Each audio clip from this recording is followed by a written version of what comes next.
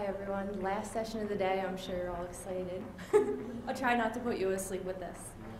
So I'm Lauren, I'm one of the dietitians. I actually just started working at the Abramson Cancer Center this past year, so it's been a great experience so far, so hopefully you find some of this information useful. So nutrition is a process in which food is taken and used by the body for growth and tissue development. You know, without nutrition, we could not live. We need food to live. People with cancer often need to follow diets that are a little different than what we normally would think of as healthy. You know, this is the food guide pyramid, which I'm sure most of you have seen before. As you can see, it's primarily whole grains at the bottom. That's our biggest portion of the diet. And then lots of fruits and vegetables, smaller portions of meat, and then at the very top is fats, sugar, and alcohol. When you have cancer, you need strength to deal with your treatment, and sometimes treatment causes there to be problems with eating, and so that's why nutrition is so important. There are ways to deal with the side effects. So these are the two benefits of good nutrition during treatment. Normally, if you're well nourished going into treatment, you respond better, you have more strength and stamina. Also, some cancer treatments work better when you're well nourished and you get more calories and protein from the diet. Overall, people tend to have a better prognosis and quality of life. As I said before, cancer treatments can also lead to side effects that affect eating. This is because, you know, cancer treatments are designed to kill the cancer cells, but along with that, also healthy cells are killed, which can cause side effects that lead to eating issues. These are some of the most common eating problems during treatment. Sometimes people will have appetite loss or nausea before treatment, mainly as a result of stress, you know, not knowing what to expect. So these are the ones we're going to discuss today, and then, you know, any other questions. So we're going to talk about how to manage these problems with food. So the first one is going to be appetite loss. This is probably the most common problem that I see as a dietitian at the Abramson Center. Normally, this is something that comes along with treatment, but a lot of times people have experiences with appetite loss even after treatment's done. No one knows what causes the appetite loss, but some reasons might be the cancer itself, fatigue, pain, feelings about stress, fear, and depression. Also, you know, appetite loss can be caused by other side effects such as nausea, vomiting, or if food doesn't taste the same to you as it once did, it's going to cause you to have a decreased appetite. So these are some tips we typically tell people that can help you to still maintain adequate nutrition although you're not as hungry to eat. So normally we say, you know, if you have a hard time eating, a lot of times it's easier to drink. So we do have a lot of liquid supplements. You know, inpatient at the hospital, we have Ensure Plus, Glucerna, Boost. A lot of times these are kind of expensive, so I usually suggest Carnation's Instant Breakfast. If you mix that with whole milk, it has similar protein and calories to Ensure, so you know you get a little more for your money. Also, eating 5 to 6 small meals a day is normally better tolerated. You know, if you don't have an appetite, sitting down to eat a large meal might turn you off further. So it's just a better idea to sit down to small portions. It might help you to actually get more in. Like I said earlier, drink liquids throughout the day, even if you don't want to eat. Try to choose liquids that have calories in them. You know, of course we want you to drink water too, but water's calorie free. So, you know, anytime you could drink milk or juices, pretty much any way to get the calories in.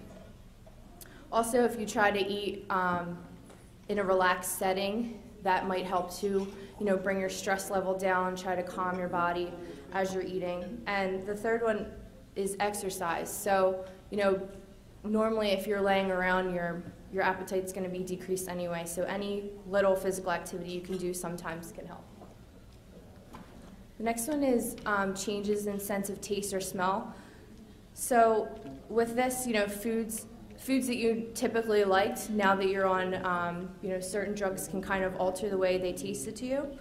So you have to choose foods that look and smell good. Don't try to force yourself to eat something that is going to make you sick. A lot of times people have problems with red meat. They say that it tastes metallic or that it has a bitterness to it. And so, maybe lay off of red meat for a while and try chicken or turkey or fish, try different proteins.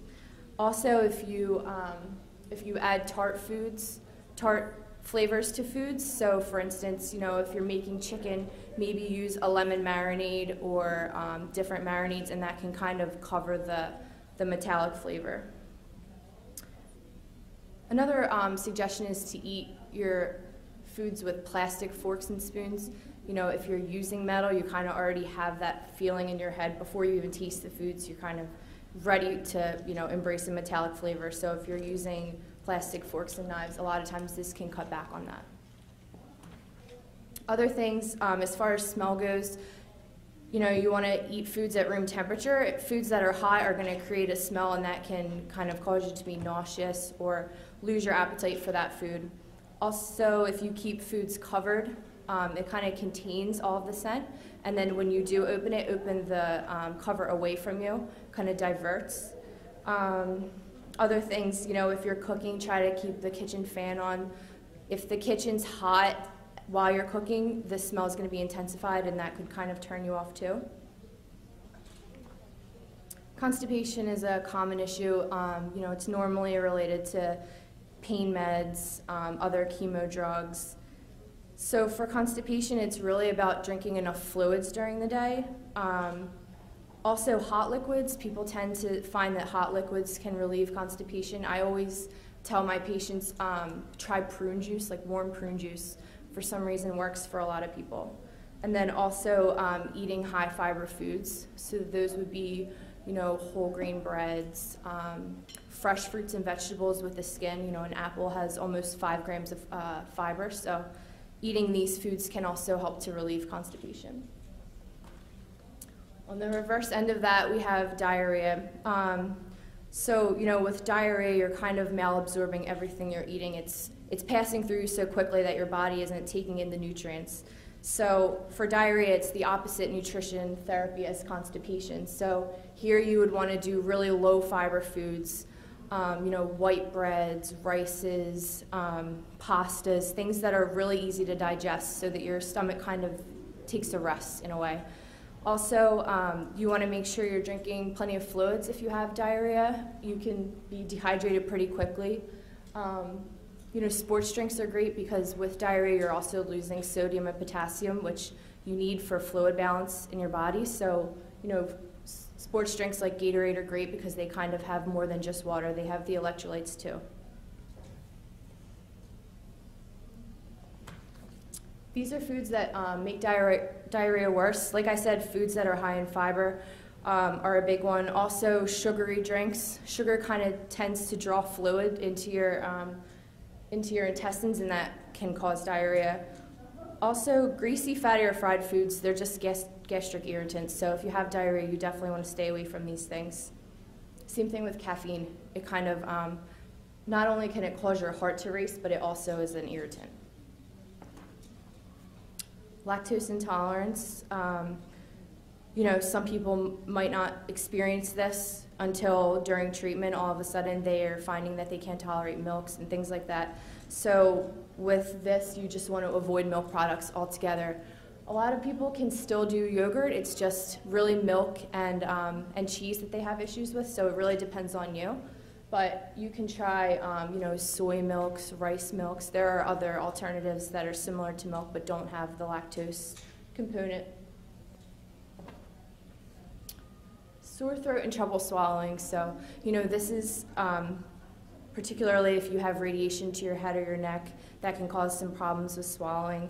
You want to do really soft foods that are easy to swallow. Try to avoid anything that's hard or crisp or that could get stuck while you're swallowing. That's just going to cause more irritation. Try to cut your food into really small pieces and then moisten them with gravies. A lot of times that helps people. Also, drinking fluids while you're eating can help also to pass the food through. Nausea is a big one that I hear about from a lot of people. So with nausea can cause you to not eat at all. I mean, when you're nauseous, your appetite's pretty much gone. So you want to do really dry foods that aren't going to irritate your stomach further. So you want to do like crackers and toast, broth, anything that's really simple, aren't going to have a lot of spices. The thing with nausea is that even though it takes away your appetite, it can also, not eating can make nausea worse. So you want to still try to eat something. I would just suggest doing something really dry to kind of knock out the nausea that way. So weight gain, many people with cancer think they're going to lose weight, and then sometimes they end up gaining instead.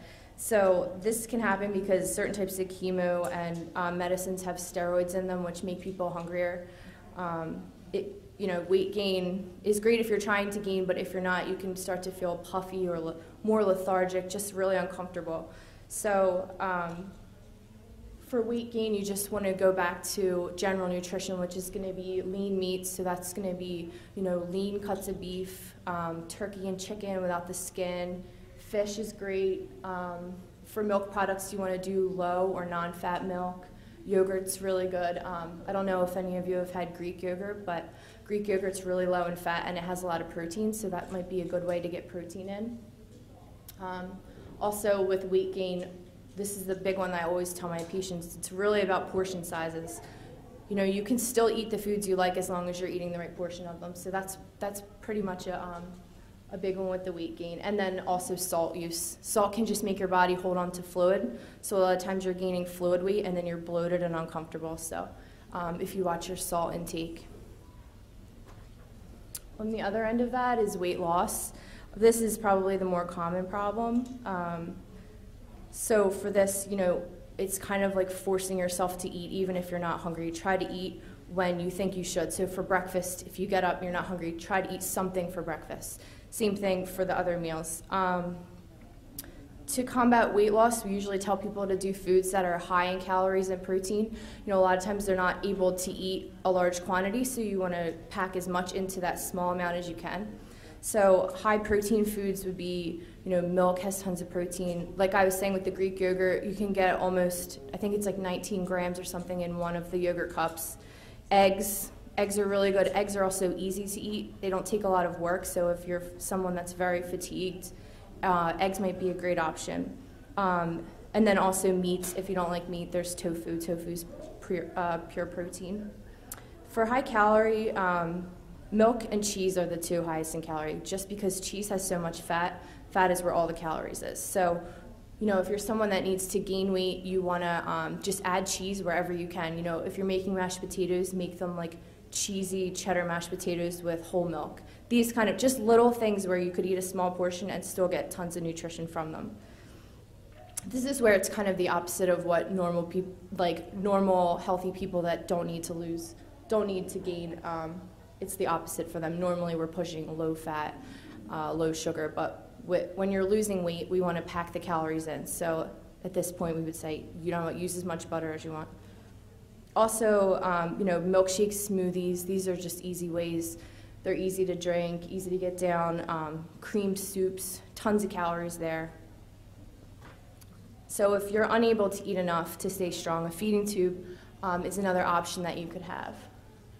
So if you see in the picture, the feeding tube is actually right into the stomach. So there's two types of feeding tubes. That one is called a peg tube. It just means that the tube goes directly into your stomach.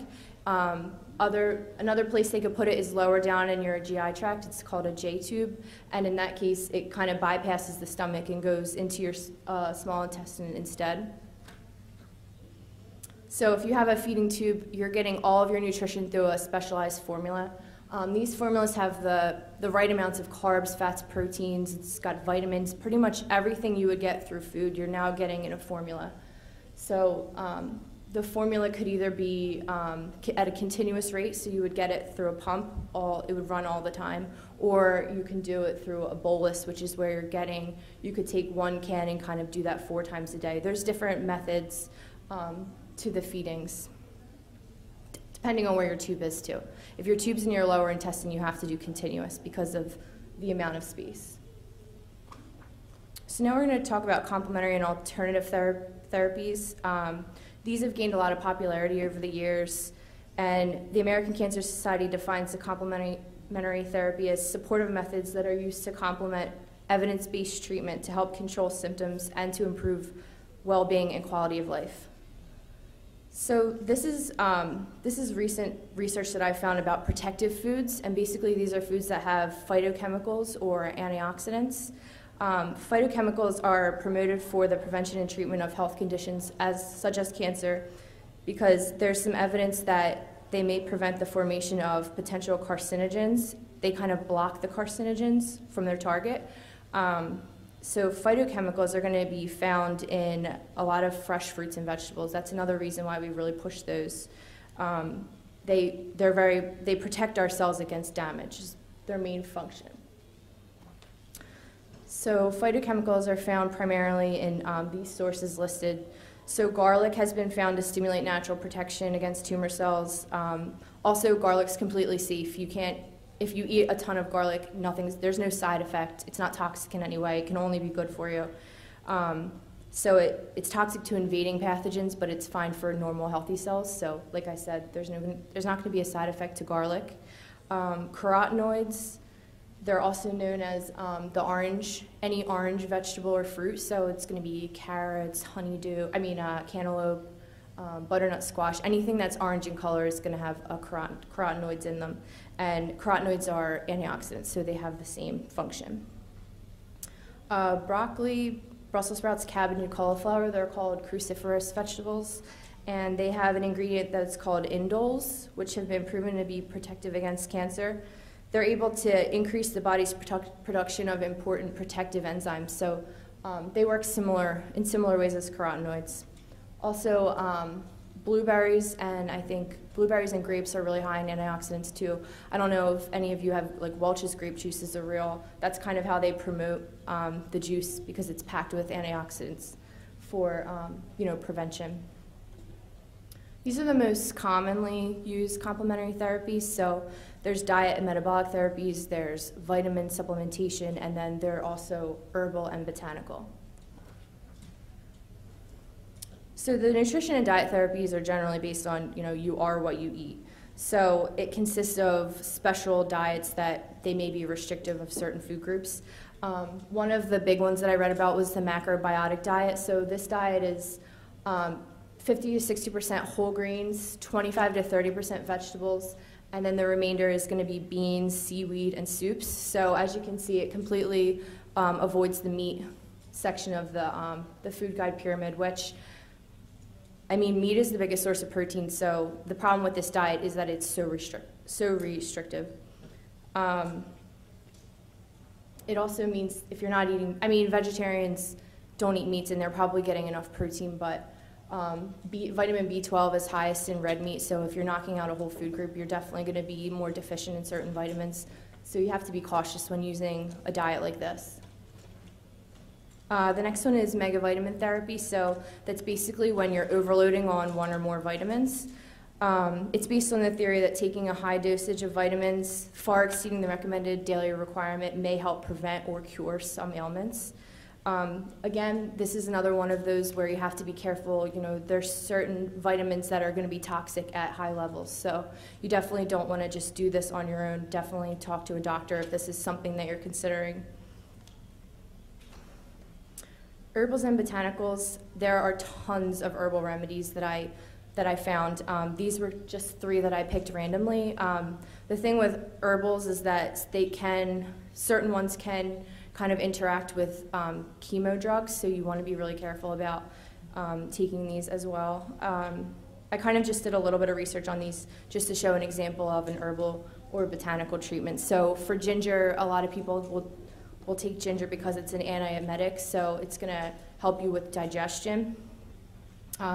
Ginger is one of the non-toxic ones, so it's not completely proven as to whether or not this does have an effect, but if you take ginger and it works for you, you can continue to do it. It's not going to hurt you. Peppermint, they're saying peppermint improves digestion, relieves gas, indigestion, cramps, diarrhea. Same thing with peppermint.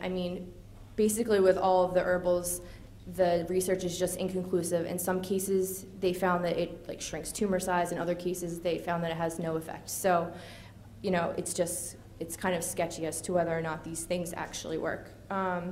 Tea is another really big one. I've heard about tea a lot. It contains polyphenols, which have antioxidant properties, so it kind of has the same effect as the fruits that I was just discussing. You know, it reduces the amount of stress to the body, the amount of oxidative stress. Again, more research is needed, but tea is great if you have nausea. I've found that a lot of people that are nauseous, they sip on tea, and it does relieve some of their symptoms. So the choice to use these complementary or alternative methods is yours. There are ways to use them more safely. You just want to know the risks and benefits before you start one of these things. Like I said, discuss it with your doctor and watch for signs of fraud. People are always trying to sell you things, take your money, so it could be just another scam. These are just some commonly asked questions I've gotten. I figured, you know, maybe these are things you've thought about. So the first one, does sugar feed cancer? I've had this from a few different people, so I figured, you know, might as well talk about it here. So technically, sugar does feed cancer, but it doesn't feed it any differently than it feeds any other cell in our body. We need sugar to live. That's what our brain uses for its energy source. So if you cut sugar completely out, your body will make it. And by making it, it's breaking down your muscle, it's breaking down your fat. So you don't want to starve yourself of sugar. Also, tumors can make their own glucose, so you're not going to cheat your tumor out of sugar. It's going to make its own. So sugar doesn't exactly feed cancer, but it is a good idea to limit simple sugars. This is because when you eat a lot of sugar, your body produces a lot of insulin, and insulin is actually what tells cells to grow. So if you're eating a lot of simple sugar, you're also creating probably too much insulin, and in that case, that can have an effect on, you know, tumor cell growth. So in summary of this, sugar does not feed cancer cells. However, a lot of sugar can cause our bodies to increase insulin, which in turn tells cancer cells to grow. So there are 3 ways to reduce how much insulin we produce when we eat, and basically it just means coupling your meals with protein and fat. So it's more like well-balanced eating. Instead of just eating carbs, you want to have something from these food groups as well. When you eat these foods with sugar, it slows down how fast it goes into your bloodstream, so you know your body's not going to make insulin as quickly because it's not going in as fast. Index is a number which represents insulin response to a particular food. So it's basically what I was just saying. You know, if you drink a cup of fruit juice, the sugar goes straight into your bloodstream and you're automatically producing a lot of insulin. If you eat a snack that's apples and peanut butter, now you're adding protein. The sugar's not going directly in, it's taking your body longer to process it, and so you're not making as much insulin as you would be. This kind of breaks down, so a low glycemic index would be fruits, because fruits have fiber on them. Vegetables, same thing, you're getting carb and fiber. Beans, you know, minimally processed grains, it's not just sugar there. High glycemic index, pasta is pretty much all carbohydrate. White rice, low fiber cereals. So in summary, sugar feeds cancer, but no differently than it feeds any other cells in your body. You want to try to just choose healthier carbohydrates, so you know it's whole grains, high fiber, fresh fruits and vegetables, and combined foods at meals. Organic foods is another one. A lot of people think organic foods are healthier. I mean, it does make sense. They're not using pesticides and other things on your fruits and vegetables. Same thing about, you know, feeding the animals hormones and antibiotics to make them bigger. The thing with organic foods is sometimes they kind of trick you. You know, they might say natural or hormone-free, but you really don't know for sure. So if you're choosing to do organic, you want to look for the USDA organic label, and that means completely 95% organic ingredients. So with the organics, you know, there's conflicting study results. Some studies show better nutrition in organics, while some show no difference between organic and inorganic. Usually the amount of herbicides and pesticides on non-organic foods were within allowable limits, so it wasn't enough to affect anyone. Again, the benefits of eating fruits and vegetables outweigh the potential risks. So the recommendation is just eat your fruits and vegetables, whether they're organic or not. just because organic tends to be more expensive, it can kind of deter people from buying them at the store. So, you know, it's okay to not eat organic fruits and vegetables. Omega-3s. So these are becoming more publicized, definitely. Omega-3s are a type of polyunsaturated fat. So, you know, they're great because they're anti-inflammatory. If you have inflammation in your body and you're taking omega-3s, it kind of calms everything down. It's also a heart-healthy fat. So, you know, if you're someone who has high cholesterol, omega-3s actually pull the cholesterol out of your arteries. It does the opposite that cholesterol does. Cholesterol clogs, omega-3s kind of remove it. These are the big sources of omega-3s. It's in walnuts. Flaxseed was really popular. People were grinding it up and putting it in like yogurt. I mean, there's not a lot of flavor, but it's a way to get the omega-3s. Also in fatty fish like tuna, mackerel, salmon. A lot of people will just take a fish oil supplement. You know, if they don't like these foods, they'll just take a fish oil pill. One thing about those is that you can kind of taste a fishiness. I don't know if anyone's ever had them. They're in like a gel cap, and a lot of times you can belch like a fishy odor. It's kind of gross. Okay, so cancer cachexia, it's a metabolic syndrome. It has to do with, you know, how much weight you're losing. And I'm showing this slide because the research that they found was that omega-3s actually, they prevented cachexia, or they slowed down the rate. And this is because of the anti-inflammatory property. It also decreased the breakdown of lean body mass. So lean body mass is the thin layer of protein that's just over your bones. It's the most important. You know, when people are losing weight, a lot of times that is the first protein to get broken down. So omega-3s kind of prevent this. Same thing here, research results are inconclusive, but you know, omega-3s have so many benefits that it's not a bad idea to take some kind of supplement or just try to eat. You know, if you have 2 servings of fatty fish a week, that usually will give you enough omega-3s. So it's something to discuss with your doctor if you're interested in it. Okay. Tea, you know, we talked about this a little bit earlier. There's a lot of different varieties. There's black, there's green, white, herbal.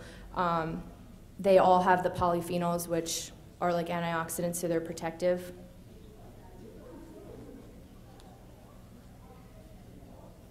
Green tea has the highest. So green tea technically would be the most protective tea. Green tea also, or tea also has, they're called catechins, and they're a type of antioxidant food. They're actually the strongest type of antioxidant. So, you know, they fight free radical cell damage, the same way that fruits and vegetables do, but this is a stronger antioxidant. More research. Again, it's the same with all of the research that I found. It's just inconclusive. I mean, some studies show that they did see benefits, and in others they didn't. So recommendations overall for tea: unsweetened green or black tea is a good beverage choice. It doesn't provide a ton of sugar calories. Like I was saying before, a lot of times people will drink hot tea if they're nauseous or if they're constipated.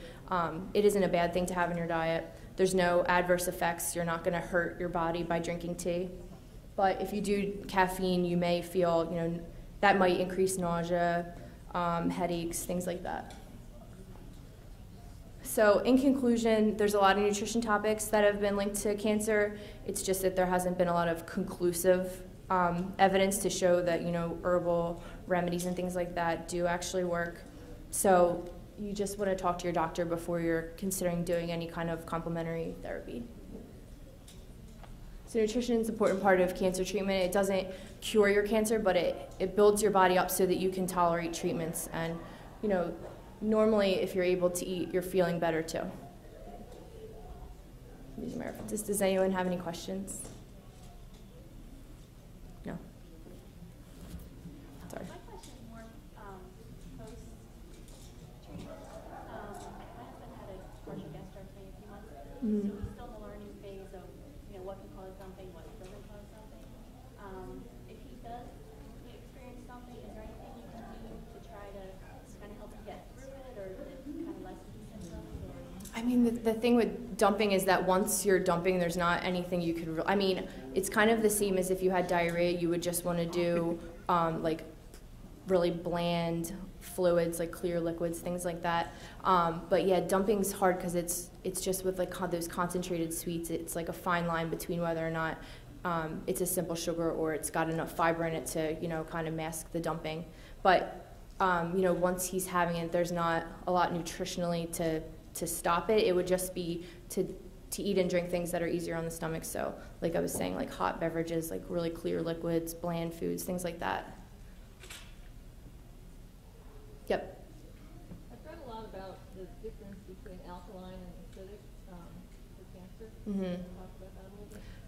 You know, it's the same thing as the herbs. I had a patient who was doing the acidic foods diet, and I don't specifically know the benefits of that. I get nervous when people are cutting a lot out of their diet. I mean, I think it's great to do, you know, not as processed foods, but, you know, if you're, tomatoes, for instance, he wasn't eating tomatoes because of the acidity, but tomatoes have lycopene, which is an antioxidant, so that's actually supposed to be better for you. So it's kind of just up in the air. I don't know a lot about those diets. I've heard of them and read some things, but I don't know that I would recommend someone to go on one of those.